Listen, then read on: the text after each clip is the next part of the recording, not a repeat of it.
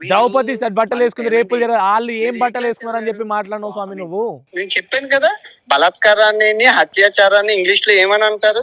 Okay, మీరు అంటున్న point ఏంది? ఏమని బలాత్కారాన్ని, అత్యాచారాన్ని రేపే అని ఒకవేళ నిజంగా అంటే ఇప్పుడు యావత్ భారతదేశంలో ఉన్నటువంటి మీ తెలుగు వచ్చిన ప్రజలంతా కూడా ఈ రోజు మిమ్మల్ని వ్యతిరేకించడానికి కారణం మీరు మాట్లాడిన మాటలు మీలాంటి కాదా? వాళ్ళు చదువు లేని వాళ్ళు చేసిన పని అండి.